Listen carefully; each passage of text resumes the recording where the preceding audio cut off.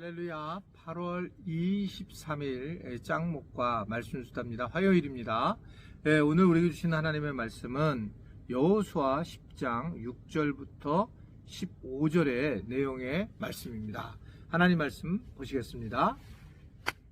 기브온 사람들이 길갈 진영에 사람을 보내어 여호수아에게 전하되 당신의 종들 돕기를 더디게 하지 마시고 속히 우리에게 올라와 우리를 구하소서. 산지에 거주하는 아모리 사람의 왕들이 다 모여 우리를 치나이다 하매 여호수아가 모든 군사와 용사와 더불어 길갈에서 올라가니라. 그때 여호와께서 여호수아에게 이르시되 그들을 두려워하지 말라. 내가 그들을 내 손에 넘겨주었으니 그들 중에서 한 사람도 너를 당할 자 없으리라 하신지라. 여호수아가 길갈에서 밤새도록 올라가 갑자기 그들에게 이르니 여호와께서 그들을 이스라엘 앞에서 패하게 하심으로 여호수아가 그들을 기브온에서 크게 사륙하고 베토론에 올라가는 비탈에서 추격하여 아세가와 막게다까지 이르니라. 그들이 이스라엘 앞에서 도망하여 베토론의 비탈에서 내려갈 때에 여호와께서 하늘에서 큰 우박덩이를 아세가에 이르기까지 내리심에 그들이 죽었으니 이스라엘 자손의 칼에 죽은 자보다 우박에 죽은 자가 더 많았더라. 여호와께서 아모리 사람을 이스라엘 자손에게 넘겨주시던 날에 여호수아가 여호와께 아뢰어 이스라엘의 목전에서 이르되 태양아 너는 기브온 위에 머무르라. 달아 너도 아얄론 골짜기에서 그리할지어다 하매 태양이 머물고 달이 멈추기를 백성이 그 대적에게 원수를 갚기까지 하였느니라. 야살의 책에 태양이 중천에 머물러서 거의 종일토록 속히 내려가지 아니하였다고 기록되지 아니하였느냐. 여호와께서 사람의 목소리를 들으신 이 같은 날은 전에도 없었고 후에도 없었나니 이는 여호와께서 이스라엘을 위하여 싸우셨음이니라.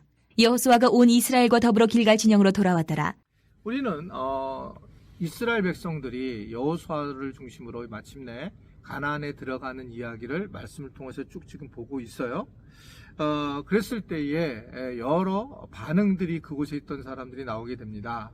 그 중에 이제 기브온 사람들은 이스라엘 백성들과 화친을 하지만 예루살렘 왕이라든지 그 밖의 사람들은 연맹을 만들어서 기브온을 이제 공격을 하려고 하는 것으로 모습을 보이게 됩니다.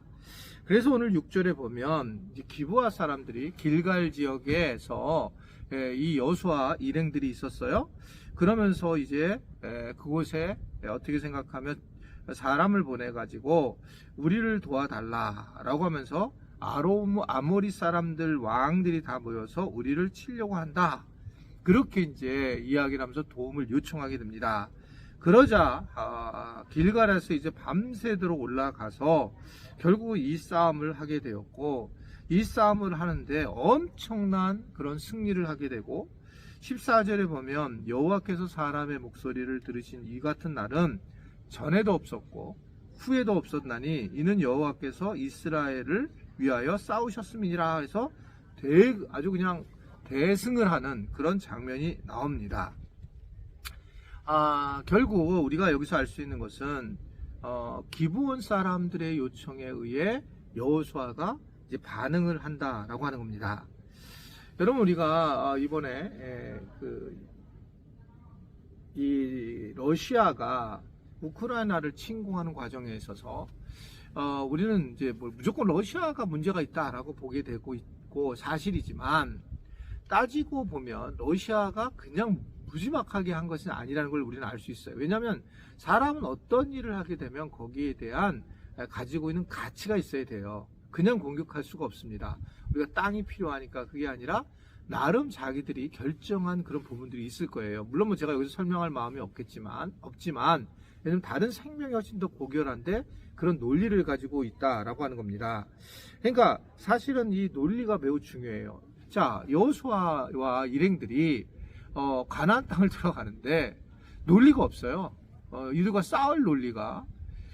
그런데 지금 어떤 상황이 됩니까? 기브온이 와서 화친을 하게 되고 화친을 하게 되니까 결국 전쟁을 하는데 도움을 요청하게 되고 결국 이 도움에 대해서 우리가 형제국이니까 내가 지켜주겠다라고 해서 그 형제국에 대해서 함께 더불어 가게 되고 그러면서 결국은 전쟁에 참여할 수 있는 그러한 어떤 이유들을 찾게 되는 모습이 오늘 본문의 내용의 말씀입니다.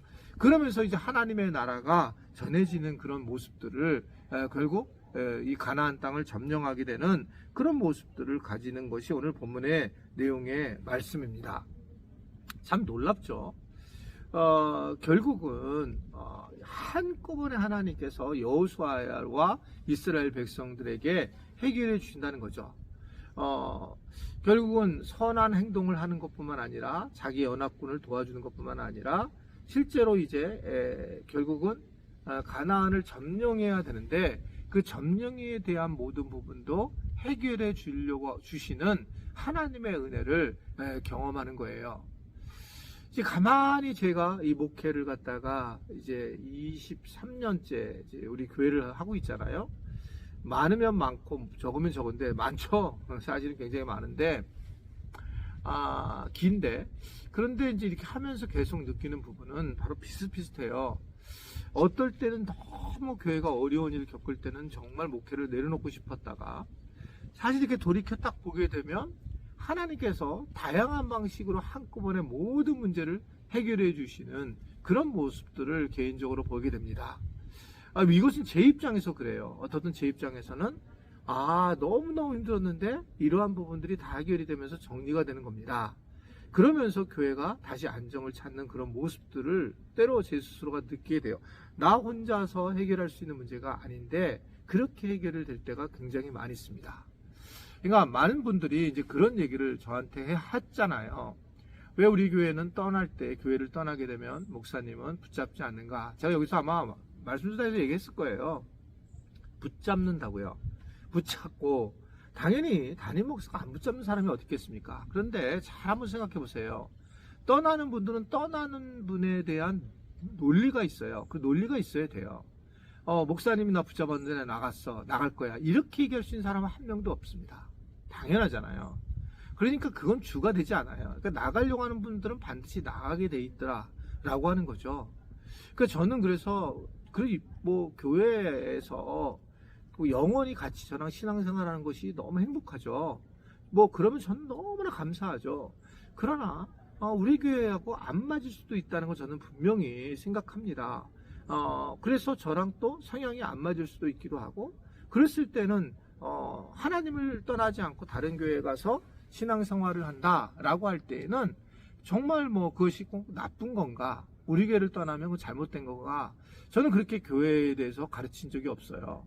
그러니까 결국 예수 그리스도가 중심이 된 교회, 그리고 삶에 대한 변화를 일으키려고 하는 교회, 구원이 이 땅과 또 저 땅에 있어서 우리가 이원론적으로 살지 않고 복이라고 하는 것이 결국은 복 받아서 이 땅에서 돈 많이 버는 거고 건강한 것이 아니라 하나님과 함께하는 것 자체가 복인 것을 가르쳐주는 교회, 그걸 통해서 물질의 복도 임하고 자녀의 복도 임하는 걸 인정하는 교회, 이런 교회가 있다면 저는 당연히 갈 수도 있다라고 생각을 하는 거예요.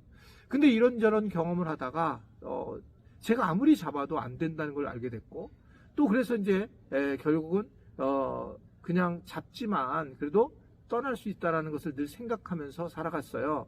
그리고 나서 이제 나중에 이렇게 돌이켜 보게 되면 교회는 훨씬 더 안정돼 가는 모습들을 제 스스로가 느끼게 됩니다. 이건 제가 누구를 염두에 두고 하는 게 아니라 23년 동안 쭉 봤던 거예요, 교회의 모습. 그러니까 그분이 빠지면 교회가 안 될 것 같이 보이지만 또 다른 하나님의 사람들이 세워지는 모습을 보면서 교회는 그래서 모든 것들이 잘 하나님의 은혜 가운데 이루어지는구나 라는 생각을 개인적으로 하게 되었습니다. 처음에는 저도 목회를 처음에 할 때는 진짜 너무 속상하고 고통스러워하고 힘들어하면서 살았죠. 근데 지금은 이제 많은 것들을 이해하고, 예전에는 다 모든 교인들이 날 다 좋아하는 줄 알았죠. 정말 그렇게 생각했어요. 다 좋아하는 줄 알았지만 이제는 그것만은 아니구나. 또 나 때문에 힘들어하는 분도 계시는 것을 인정하게 되면서, 그러면서 이제 어떤 착한 사람 컴플렉스에서도 빠지게 되고 빠져나오게 되고, 또 나름 제가 이제는 좀 우리 교인들에 대해서 사과를 할 부분은 사과를 해야 되는 목회자가 되고 싶구나, 내가 완벽한 사람이 아니구나라는 것들을 생각하게 되는, 어떻게 생각하면 좋은 결과를 가졌다라고 생각하는 겁니다. 제가 약간 이쪽 쪽으로 오는 이유는 너무 뜨거워요. 여기 유럽 날씨가, 햇볕이. 그래서 옆에 지금 요 나무는 포도나무인데 여기 아들이 물 잘 주라고 그렇게 얘기해서 지금 제가 물 잘 주고 있는 그런 나무입니다.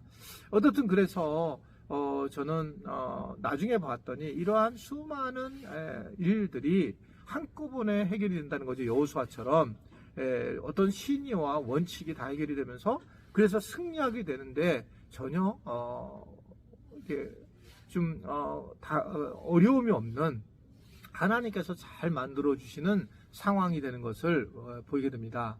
여러분들도 수많은 일들이 일어날 거예요.